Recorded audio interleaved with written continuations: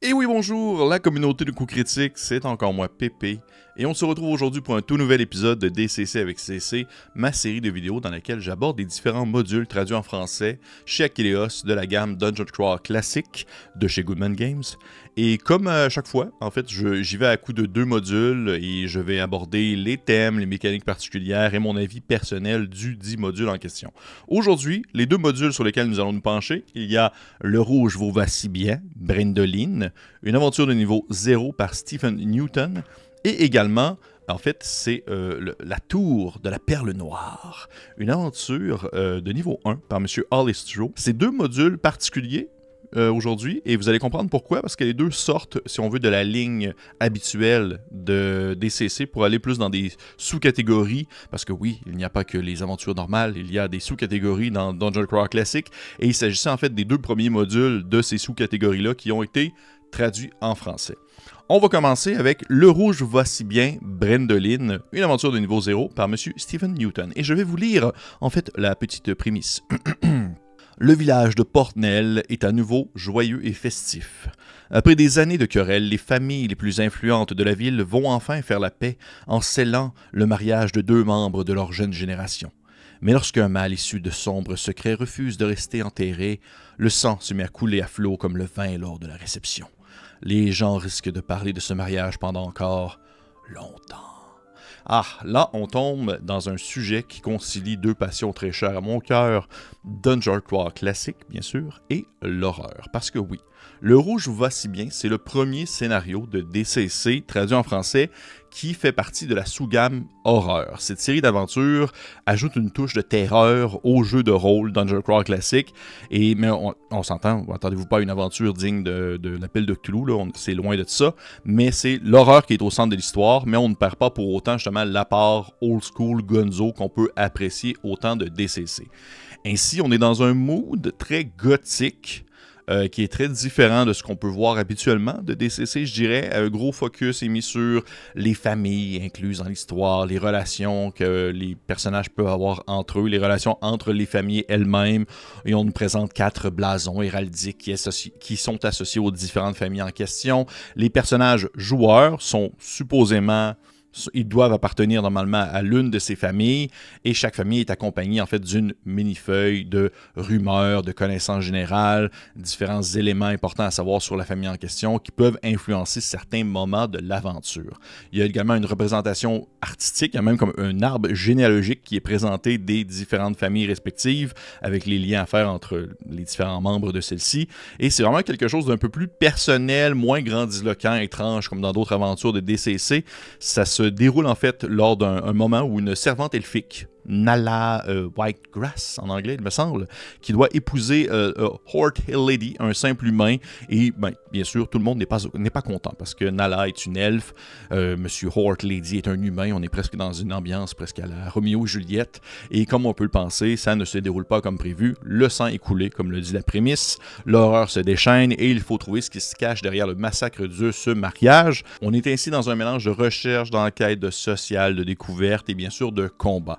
Et à ce point-là, on embarque justement dans les particularités mécaniques.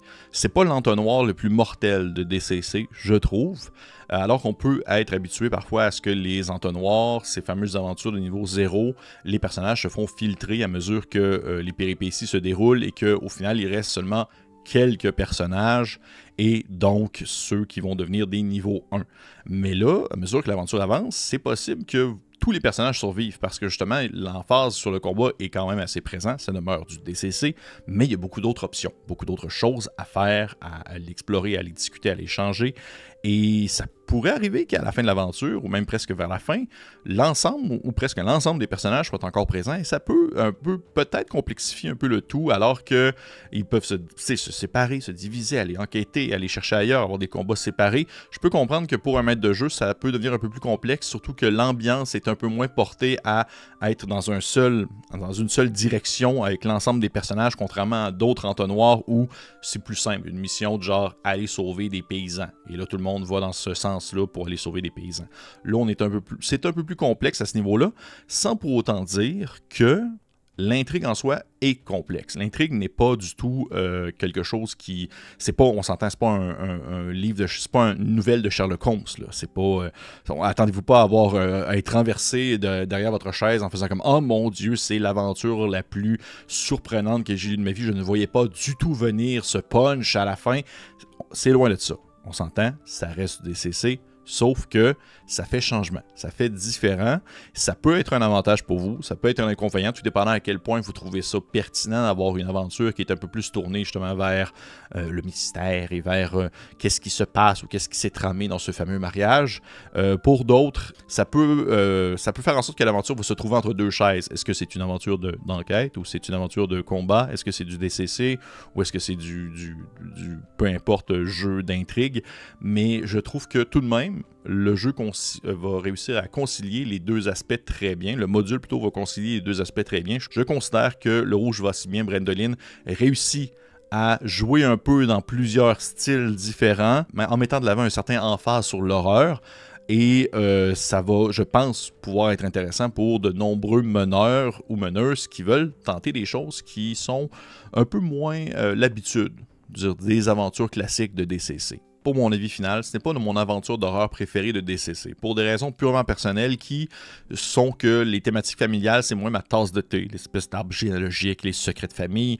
Toutefois, ça demeure une excellente occasion pour faire tester le jeu à des gens qui sont peut-être intéressés par ce genre de sujet, c'est-à-dire justement les intrigues familiales, quelque chose d'un peu plus gothique, mais qui n'avaient pas encore trouvé le bon module de DCC pour se lancer. Il y a un endroit à explorer, il y a qui est relativement assez complet, il y a une intrigue principale, il y a même une intrigue secondaire qui rajoute un peu plus de contexte à l'aventure, il y a juste assez de défis, un peu de combat, de la recherche, de l'enquête. Je considère que c'est une bonne aventure d'introduction pour un entonnoir. Il faut être prêt à assimiler un peu plus de contexte que d'autres modules, alors que certains modules sont très clés en main, ou du moins très simplifiés pour nous offrir une expérience rythmée et assez frénétique. Là, il y a un peu plus de chair à aller chercher, un peu plus de sujets et de personnages à prendre en considération. On est très loin du Gonzo Science Fantasy aussi. Au fond, c'est un peu ça que je veux dire, c'est que ce n'est pas du DCC classique, mais je trouve que c'est du très bon DCC horrifique. Pour vrai, le simple fait de pouvoir et d'avoir eu la capacité de mélanger horreur médiévale fantastique, exploration de donjons et enquête, et que le tout se tienne ensemble sans pour autant être indigeste, je trouve que c'est une réussite en soi. Donc oui, Le Rouge va si bien, Brendoline, une aventure de niveau 0 de Stephen Newton, ça demeure une aventure très intéressante, même si, personnellement, je jetterai mon dévolu sur d'autres aventures d'horreur qui n'ont pas encore été traduites en français malheureusement, mais qui devraient l'être, j'en suis persuadé, éventuellement. Sautons ainsi dans notre second module de cette vidéo, c'est-à-dire l'hors-série numéro 00, La Tour de la Perle Noire, une aventure de niveau 1 par M. Alistro. Alistro que j'en ai amplement souvent parlé, il a fait plusieurs modules mémorables, et on lit ainsi la prémisse. Une fois par décennie, la marée de l'océan empirait un reflux suffisamment pour révéler le sommet d'une mystérieuse tour sous-marine. Il s'agissait jadis du bastion occulte de Zersrekan l'Ancien, le plus malveillant magicien à avoir jamais arpenté le monde connu. Aujourd'hui, la tour n'est plus que la dernière demeure de la légendaire Perle Noire, une relique capable de sceller le sort de quiconque ose s'en emparer.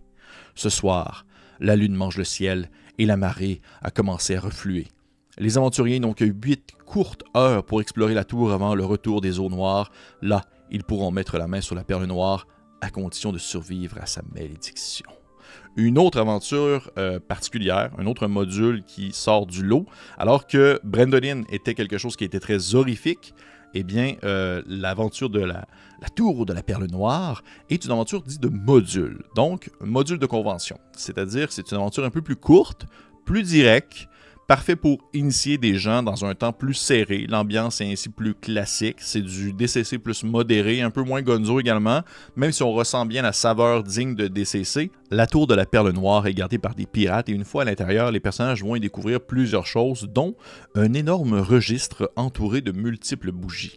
Et dans le registre en question, eh bien, il y a le nom de chaque héros du monde. Chaque bougie représente la force vitale d'un héros précis et éteindre une bougie tue l'héros en question.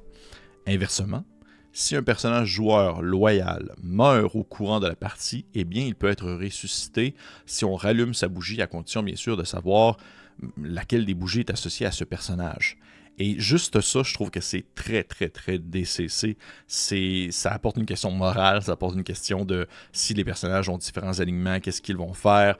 Juste ça, c'est délicieux. Et pourtant, ce n'est qu'une seule salle. Alors que le reste de l'aventure, on peut trouver un portail, il faut trouver une clé magique, il y a justement des pirates, des gardiens qui ne sont pas affiliés aux pirates, donc deux factions que vous pouvez rencontrer qui sont indépendantes l'une de l'autre à l'intérieur même de la tour en question. Il y a des éléments qui sont très DCC-esque, mais ça ne va pas non plus révolutionner le genre en termes de thématique.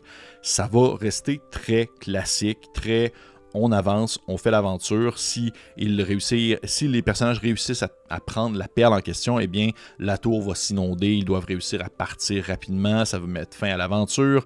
Les pirates vont courir dans tous les sens, mais une fois que les pirates sont passés, eh bien, il y a d'autres, on va dire, dangers, des espèces de golems, des bizarreries, d'autres créatures particulières que les joueurs vont devoir mettre hors d'état de nuire. Mais somme toute, outre ces quelques petits éléments-là qui vont sortir du lot et qui vont vous faire, on va dire, cligner des yeux en vous faisant marmonner. Ah ouais, c'est DCC. Eh bien, ça demeure une aventure très typique. Côté mécanique, c'est une aventure, justement, comme je le mentionne, linéaire. C'est correct. Ça va d'un point A à un point B à un point C et on suit un chemin assez régulier pour atteindre la finalité de l'histoire. Il y a une arche de téléportation à un certain point dans l'aventure et c'est un peu la croisée des chemins qui représente ces nombreuses possibilités et de choix où les personnages peuvent se lancer d'un côté ou un autre, mais au final, il y a juste on va dire, un bon passage à prendre. Vous devez faire fonctionner l'arche en question pour atteindre l'emplacement final, l'endroit où se trouve la perle. Puisque c'est un module de convention, c'est conseillé et je trouve que c'est intéressant d'avoir un groupe bien équilibré, donc un voleur, un guerrier, un prêtre, afin que chaque classe de personnages puisse avoir l'occasion de briller et de résoudre une situation précise. C'est vraiment très cool pour les gens qui veulent découvrir DCC, qui n'ont jamais joué du tout. Mécaniquement, c'est assez simple, c'est du niveau 1, c'est pas trop mortel, sauf qu'il y a quand même une rencontre assez spécifique, et là c'est là que c'est le point où je mentionne qu'il y a quelques éléments clés dans l'aventure qui vont faire vibrer DCC. Il y a une rencontre en particulier avec les bandits, avec les pirates, qui peut vraiment être dangereuse, et il faut faire preuve beaucoup de stratégie, et ça peut être un des moments les plus mémorables. J'ai fait jouer l'aventure, je pense, à 4 reprises maintenant, et sur les 4 reprises, 3 fois, il y a des personnages qui sont morts à ce moment-là, et ça a été, je pense, dans les moments les plus marquants de l'aventure. Je ne veux pas non plus trop en dire, je trouve qu'il y a un petit plaisir aussi à le découvrir. Je ne dirai pas tout, mais ça a un lien avec l'arche de téléportation, mais ça, je ne vous l'ai pas dit. Donc oui, très très cool aventure pour des niveaux 1, pour des gens aussi qui veulent découvrir le jeu dans le contexte justement d'une convention, parce que ça se fait vraiment bien, ça se fait vraiment vite. Pour mon avis personnel, chose que je ne savais pas, La Tour de la Perle Noire est enfin une republication. À la base, elle a été publiée en 2009, bien sûr par Goodman Games, mais le module était utilisable avec la Advanced D&D première édition. Elle a été republiée ensuite, toujours par Goodman Games, avec la même plume du même auteur, c'est-à-dire M. Alistro, mais utilisable pour DCC.